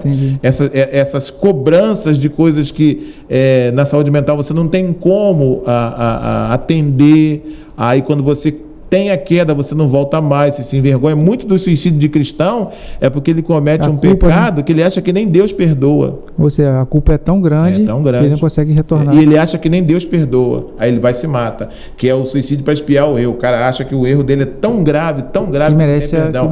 Aí ele tem que tirar a vida dele para pagar aquilo ali. Então a gente tem isso. Uma outra coisa que a gente tem na igreja é a questão do dualismo. Essa herança persa, essa coisa platônica, maldita. Né? O que o dualista faz dentro da apocalíptica bíblica? Ele separa o mundo em duas etapas. O maquineísmo também fazia isso, mas menos profundo.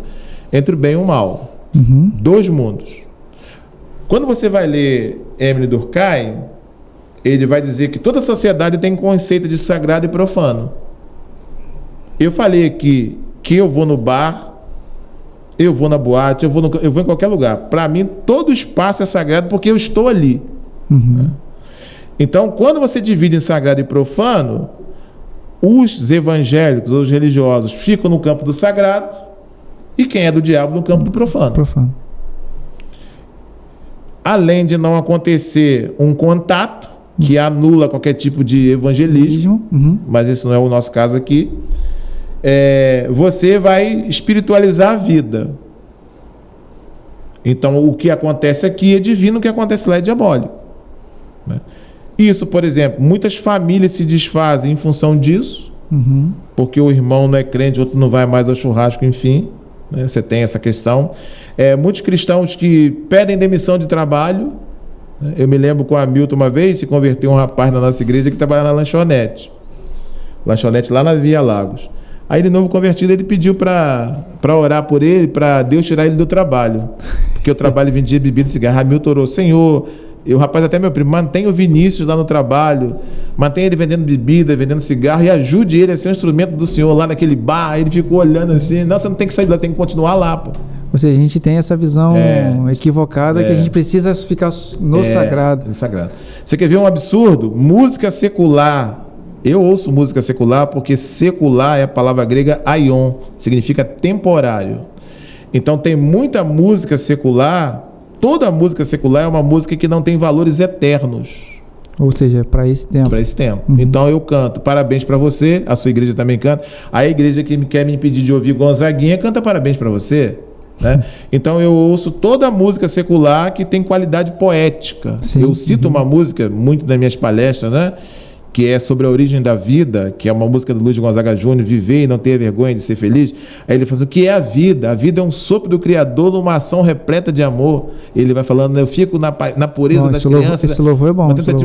Você olha que cor, é um louvor, você pode tocar. Eu já toquei na igreja, eu tive problema, que eu tocava isso, tocava Preciso Saber Viver, tocava Paciência de Lenine, e eu quase fui limado da denominação da igreja, que era o pastor que tocava as canções, né? Mas assim, não tem, o secular é terreno, tem coisa secular boa. Sim. Não é diabo. E tem coisas que são evangélicas que não são bíblicas. Como, por exemplo, Minha Vitória Tem Sabor de Mel. E muitas outras músicas aí. Então não é porque é feita por um evangélico ou não que ela é divina ou não. Você pode ter, claro, toda música secular, ela é uma música para a terra. Toda música bíblica é uma música para comunicar eterno e terra também. Agora aqui pode ter coisa ruim também. Entendi. Interessante, você falando tudo isso está envolvido a saúde mental. Saúde mental, evidentemente. Tudo isso vai afetar a nossa a forma de perceber a vida, de viver a vida. Exatamente. Porque, às vezes eu me limito, né? Eu me retraio muitas das vezes porque eu sou um religioso. Sim. E aí eu deixo de viver determinadas emoções ou momentos, né? Seja em família, em amigos, porque a minha leitura do sagrado é uma leitura, que você falou, literal. Literal. Religiosa, moralista. Exatamente. Isso é perigoso. O que é doença na saúde mental? Na psicanálise. Para Lacan, doença é palavra não dita. Você tem que falar. E para Freud é emoção não vivida. Então, a doença mental para a gente é um resultado entre pensamento, sentimento e comportamento. Então, eu pensei de estar aqui nessa noite. Né? Senti estar aqui e vir aqui. Então, quando você deseja uma coisa, certo? Pensa aquela coisa, sente aquela coisa e faz contrário, já afeta. Ou então você, que eu sempre falo, né? Eu poderia perguntar para você aqui que está em casa, para você que está aqui. Tem algumas coisas que você faz e que você não gosta? Tem alguma coisa que você faz e você não gosta? Não precisa falar o que é, não. Sim. Tem, né? Tirando o imposto, quando eu faço o que eu não gosto, eu me violento. Sim. Então, às vezes, a gente faz coisas que a gente não gosta para agradar outras pessoas, por medo de fazer concessão. Né? Sim. E tem coisas que você gosta e você faz? Sim. Fala uma. CrossFit, atividade física. E tem alguma coisa que você gosta e você não faz? Tem. O que é? Que eu gosto e não faz. faço. De cabeça agora, eu gosto, mas não faço. De cabeça agora. Via de regra, as pessoas fazem o que não gostam e não fazem o que gostam. Então, quem faz o que não gosta se violenta e quem não faz o que gosta se sabota. A pessoa fala assim, eu gosto de praia, mas não vai. Mas por que você não vai à praia? Custa o quê? E nem tudo que você gosta e você não faz custa nada. Então, quando você faz o que você não gosta, você se violenta. E quando você não faz o que você gosta, claro, fazer o que gosta dentro daquela vertente de que você pode fazer. Né? As condições. Que lá tem coisas que você não faz e gosta que são obrigados. Né? Mas assim, dentro de uma coisa geral, você não faz o que você gosta, se violenta. Por exemplo, eu não gosto de acordar cedo para ir treinar. Mas você faz. Mas eu faço. Se violenta em função de algum tipo de resultado. Isso aí. Né? Mas você está se violentando, mas você está tendo uma compensação. Uma compensação. Você está compensando. Está compensando uma coisa que você não gosta numa outra coisa. Né? Mas assim, tem muitas pessoas que não fazem o que gostam. Simplesmente por uma série de questões. Entendi. Então a doença é isso. A doença é o que acontece? A gente se chama hoje o trauma de situação indigesta. Então aconteceu uma situação traumática, uma situação indigesta, que não foi digerido. O cérebro quer sempre integrar. Então, quando eu penso uma coisa, sinto essa coisa e faço outra coisa, não houve uma integração. Quando eu faço uma coisa que eu não senti, eu só participei. A gente pode parafrasear aí, Paulo, o que eu queria, o bem que eu quero. Fazer eu não faço. Mas não faço.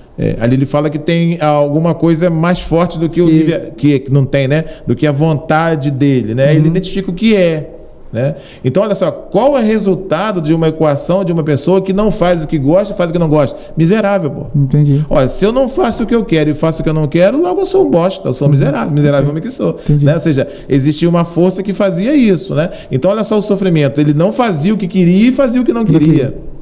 Então, nessa equação aí, cai isso aí também. Né? Deixa eu para a gente encaminhar aqui para o final, a gente poderia perguntar aqui e colocar de uma forma objetiva, quais são os caminhos, né, que você colocou aqui, interessante, que a gente pode sugerir para a gente ter uma relação saudável da mente com a fé. Sim.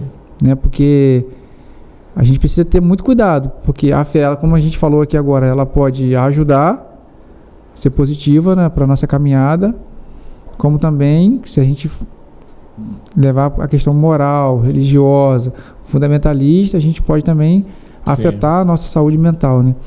E uma vez que a gente está com a nossa saúde mental afetada, isso vai transparecer, vai respingar para todas as nossas relações. Sim. Né? Porque tenho observado muito isso hoje, que as pessoas elas estão muito ruins nos seus relacionamentos devido à sua saúde mental. É estresse. de trabalho. Estresse no trabalho, estresse na família, a questão do trabalho, né, que impõe bastante. Você precisa trabalhar, você precisa ganhar, e aí a questão da cobrança. Aí tem muitas questões também das redes sociais, que você precisa produzir, que você precisa aparecer, porque as pessoas é tipo de uma cobrança natural desse tempo, né? E aí como é que a gente faz isso aí? Como é que faz esses caminhos para a gente ter uma saúde mental saudável, utilizando a fé de uma forma saudável, né? Então, a fé, ela, como eu já falei para você, dentro da sociedade, de qualquer tipo de sociologia, você não tem como descartar a fé. A fé acompanha a humanidade desde a humanidade. A fé é confiar. Ninguém consegue viver na desconfiança. Tem que confiar em alguém. Então é extremamente positivo. A capelania hospitalar, ela tem uma força nos hospitais muito grande. Eu trabalhei em 3 hospitais, bastante tempo de voluntário, em função de uma pesquisa dos Estados Unidos, de 2002, dizendo que todo paciente que está internado em ambiente hospitalar, que acredita que alguma coisa pode curá-lo, que seja essa caneca, ele é um paciente tratável porque ele está com a mesma motivação que está o médico de curá-lo. Né? Quando eu vou colocar projeto de capelania voluntário em algum lugar, tipo prefeitura, algum lugar que me chamam para apresentar o projeto, eu até tentei colocar numa UPA de um município, eu vou lá apresentar para o pessoal da saúde. E a pesquisa é a pesquisa do INCA. Então tá lá, primeira pergunta. Quando você soube da doença, você pensou primeiro em quem? No médico, no remédio ou em Deus? A pessoa, 97%, 98%, Deus. Quando você soube que a sua doença não tinha cura, o que você pediu? Para chamar o seu pai, a sua mãe, o governador, orar. Aí a gente convence as autoridades de que a capelania que vai cuidar dessa parte, porque no hospital eu tinha o meu jaleco, eu era o médico da alma. Então passa a higienização, passa o médico do físico e passa o capelão. Né? Então ele é um profissional de saúde da alma, porque entendeu-se isso. Então o paciente que tem a crença, ele é um paciente que está numa vibe. Então todo mundo pensa nisso na hora do sofrimento hospitalar. Né? Aí voltando aqui, para uma saúde mental bíblica, saudável, a referência é Jesus. Eu vou citar algumas coisas aqui. Vou tentar citar de cabeça, que eu não sou muito bom de memória. Imagina se fosse, hein? A primeira coisa que eu quero citar aqui é o primeiro entendimento da origem do universo, e Freud, segundo os livros, bebeu nessa fonte, e é um pensamento antes de Heráclito, que é um pré-socrático. É que havia um grande nous, uma grande mente que havia criado o universo.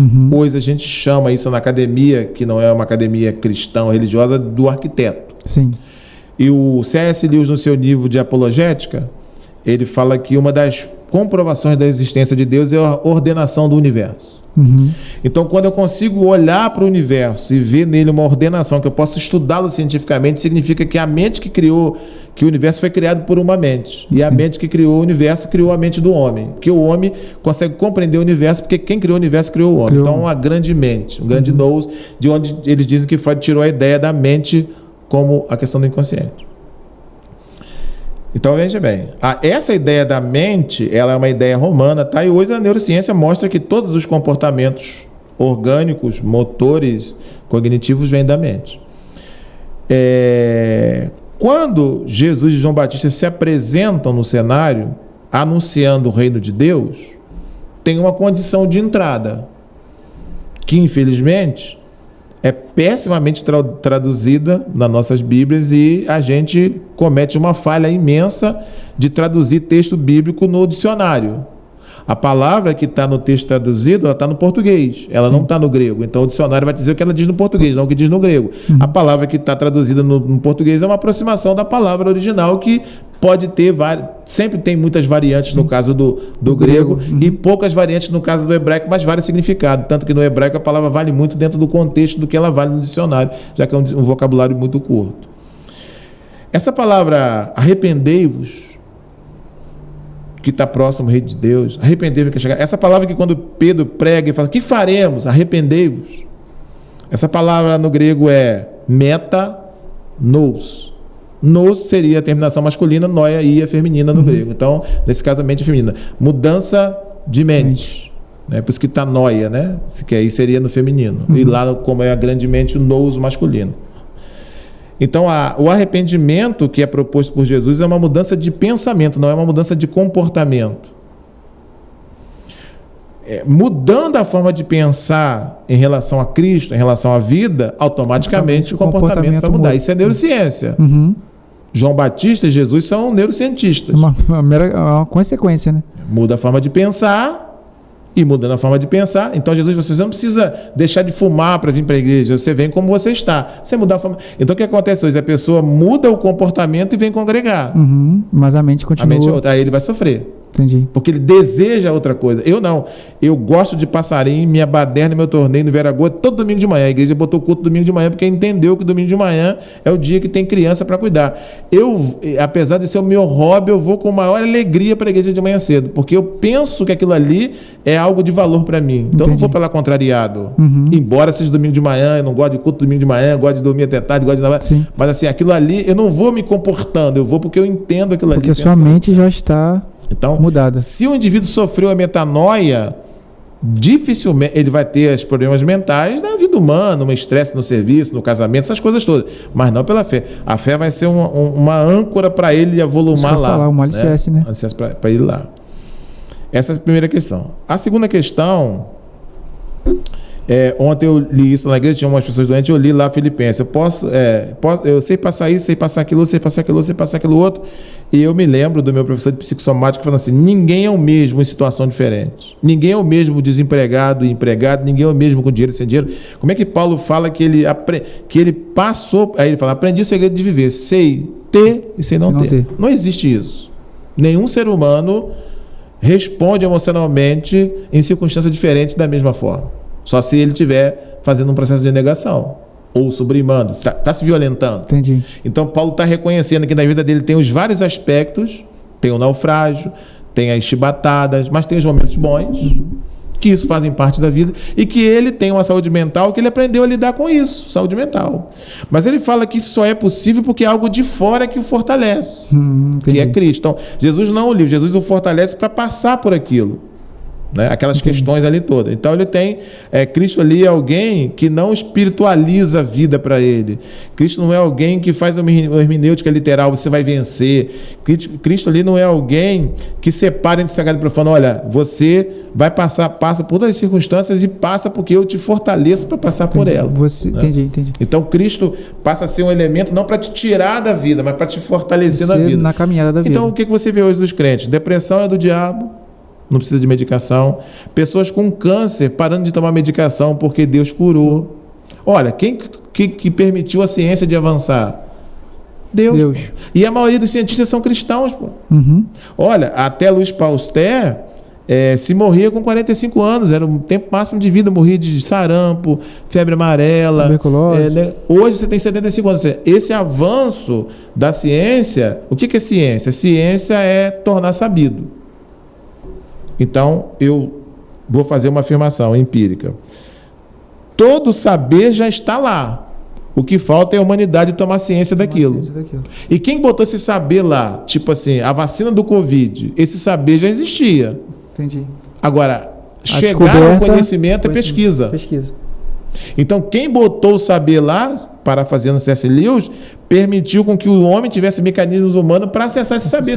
Para que colocar lá? Deus não faz nada sem propósito. Então, quando a gente olhar, e a outra questão, além da metanoia, e dessa questão de olhar a vida como um todo, né, de ver que nós somos cristãos e Jesus nos ajuda nesse aspecto, o outro aspecto importante aí para a saúde mental, tipo assim, eu não vejo nenhum sacrifício em ser pastor. Não vejo. Eu vejo pastor falando, não, que nada para mim não tem nada difícil. Eu, quando vou pregar, não tem sacrifício nenhum. Eu vejo gente que vai pregar, não, meus irmãos, é que eu fiquei a semana toda, eu não fico sofrendo nada. Ou eu vou com o meu tablet, escolho na hora que eu vou pregar, eu leio a Bíblia na hora eu prego, ou eu faço o sermão ali na hora, eu faço de casa. Não tem essa coisa de fiquei orando, fiquei jejuando, não tem nada disso. A vida cristã, para mim, ela acontece dentro da vida, né? Então, o milagre para mim não é a intervenção do sobrenatural no natural, o milagre para mim acontece no natural. Se Deus criou a lei da gravidade, ele não precisa alterar a lei da gravidade para mim parar, ele é maior do que a lei da gravidade. Então, quando eu abro a torneira de manhã, então eu vejo a vida cristã, ela acontecendo dentro da minha vida. Sim. Dentro de uma naturalidade. Então eu não crio esses heroísmo, tô na prova, esse sofrimento criado para ter um gozo secundário, que na verdade, né, te adoece muito. Afeta a saúde mental. Então assim, e a outra coisa importante é você se ver aqui na Terra como, né, alguém que está aqui de passagem, mas com uma missão. Então assim, para fechar, quando eu faço, esse ano eu fiz muitas palestras para o último ano do ensino médio. A coordenadora fala assim, olha, esses meninos estão com dificuldade de escolha de profissão. Agora, uma escola que eu trabalho já está começando esse trabalho no primeiro ano. Mas como eu cheguei agora, a gente pegou o último ano.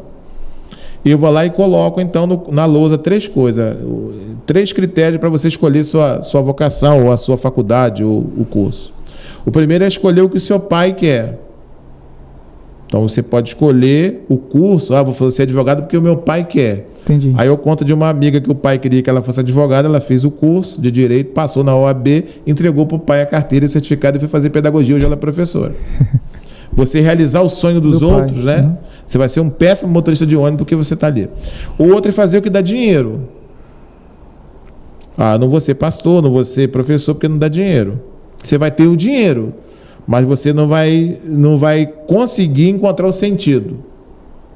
E a outra é fazer o que dá sentido. Aí ele fala assim, mas o que é aquilo que dá sentido? O que dá sentido é aquilo que você faz sem precisar receber para fazer. Entendi. Então hoje não, mas a semana que vem eu vou estar num lugar como você aqui, vou sair 22 horas, vou pegar o carro, vou rodar 500 km para dar uma aula. Eu vou dar aula e vou voltar de tarde. E se o cara falar assim, não tem dinheiro, não precisa ter. Eu vou e volto na maior.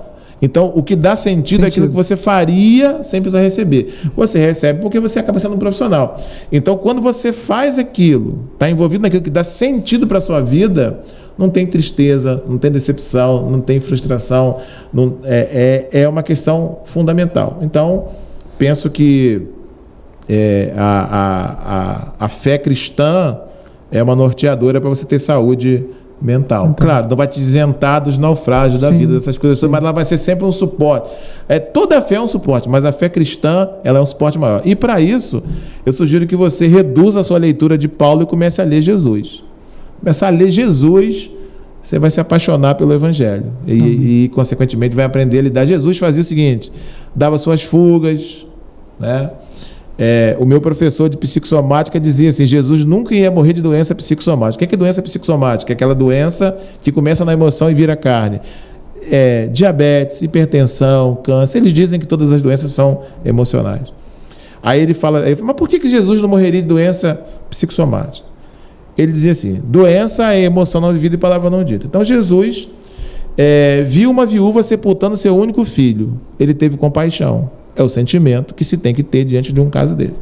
Morreu o melhor amigo dele. O que a gente faz quando um amigo morre? Chora. Ele viu a corrupção da fé. Ele teve ira. É ira mesmo. Ira é sentimento humano.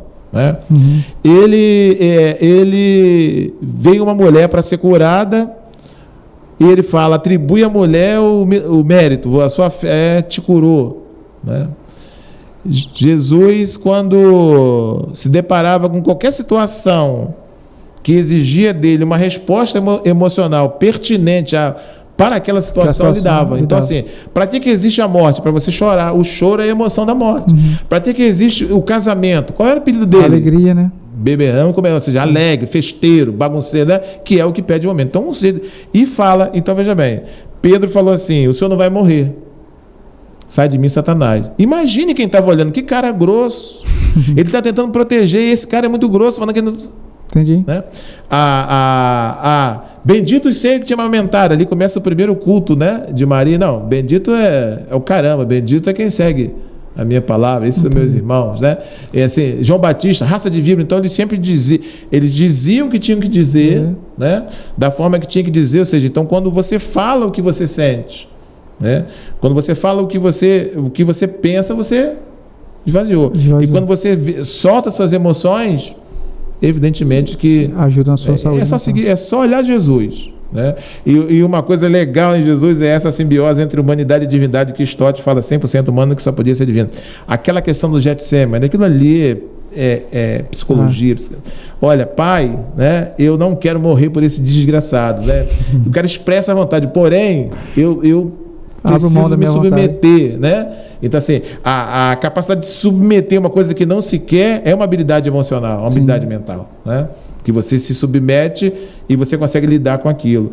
Tem o Lucas que fala que saía suor, né? Porque é um fenômeno chamado hemartidiose, né? Que dizem que Lucas é médico por isso, né? Que é comprovado hoje que o sujeito, sob intensa pressão emocional, os vasos sudoríparos se rompem, entra nos vasos sanguíneos e sai suor vermelho. Isso. Suor vermelho, né? Ou seja, a pressão emocional. Hoje a gente consegue, né? A tensão emocional é muito grande, aquela luta ali que é um momento decisório para a humanidade. Então, todas as pressões de uma saúde mental estão ali, mas qual é o alicerce do tratamento? É a referência. Poxa, mas aí seja feita a tua vontade. A submissão, né? Surgiu a vontade, eu vou sofrer, mas eu... gente, dá vontade de falar mais, né? Conversar, bater papo.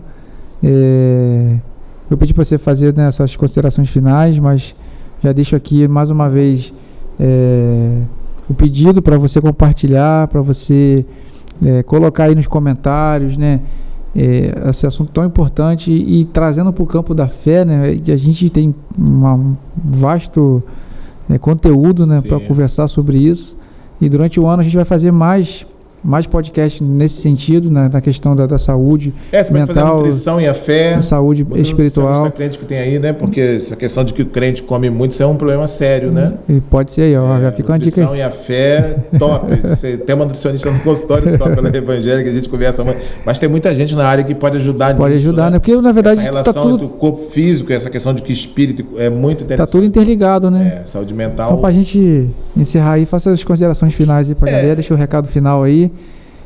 As considerações finais são protocolares, né? Aquilo que todo mundo sempre pergunta no consultório e pergunta para qualquer profissional de saúde é assim: o que eu preciso fazer para ter uma saúde mental de qualidade? A ausência de doença é impossível, né? Até porque a definição é um completo bem-estar e nunca você vai estar bem em todas as áreas. Mas o que a gente pode fazer para ter uma saúde mental vivível, né? Que você consiga funcionar, é um protocolo, né? Que o primeiro é a alimentação saudável, redução de carboidratos, que aumenta a produção de insulina, e de açúcares e sal. Então, reduzindo isso, o máximo que você puder, priorizando as fibras, as frutas, a proteína, com certeza a sua questão orgânica vai ficar muito boa. O segundo é o sono reparador, que é aquele sono do estado onírico. Você sai da vigília, entra no estado onírico, apaga um estado de inconsciência, e naquele momento que você está dormindo, você está inconsciente, todas as taxas metabólicas, os hormônios são revitalizados, porque você acorda descansado.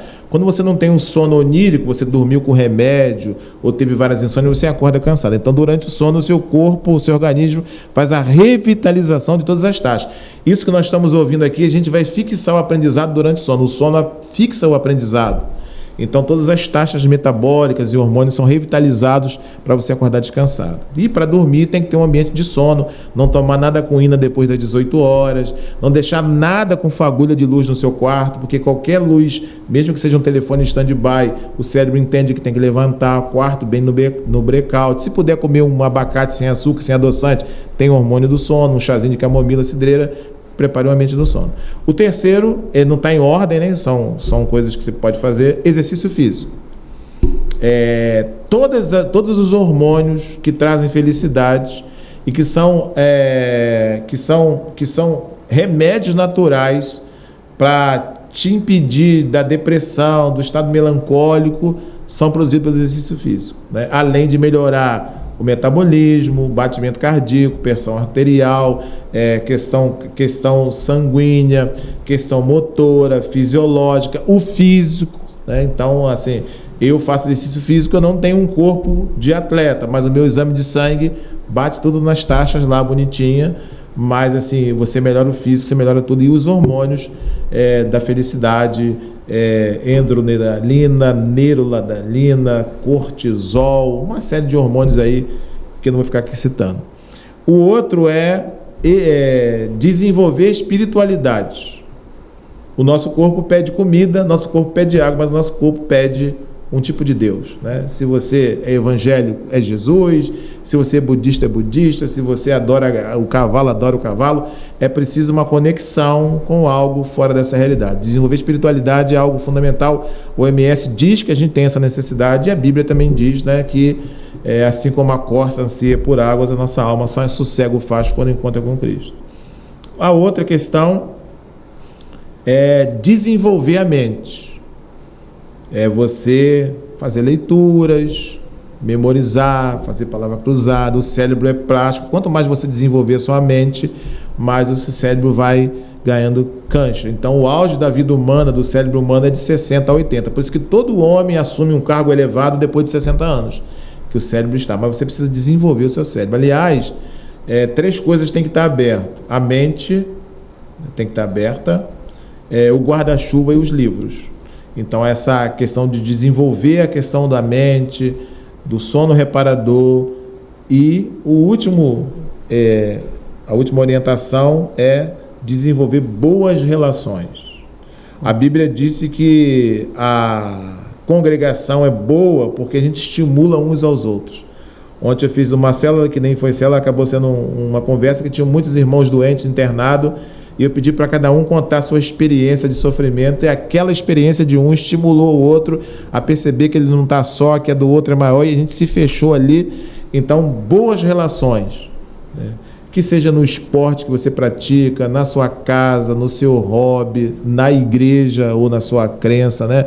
Na igreja, no centro espírita, onde você tiver a sua relação de irmandade, né? As boas relações de pessoas que trazem afetos, que vão produzir sentimento bom, e de pessoas que produzem ocitocina, aquelas pessoas que fazem o bem de uma forma altruísta.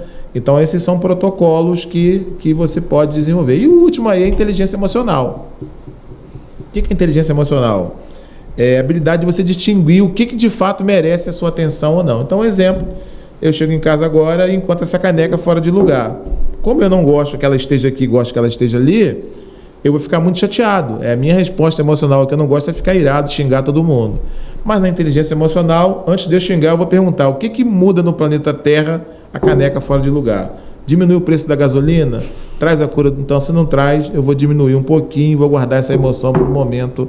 E inteligência emocional significa dizer que você tem um autoconhecimento, conhece o outro e começa a economizar desgaste emocional para você se preservar, para no momento que for preciso você poder ter esse combustível para doar.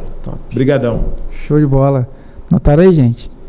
Então, é isso aí. Os básicos consulta são todos os médicos passam isso. Né, produção? Consulta 0800, gente.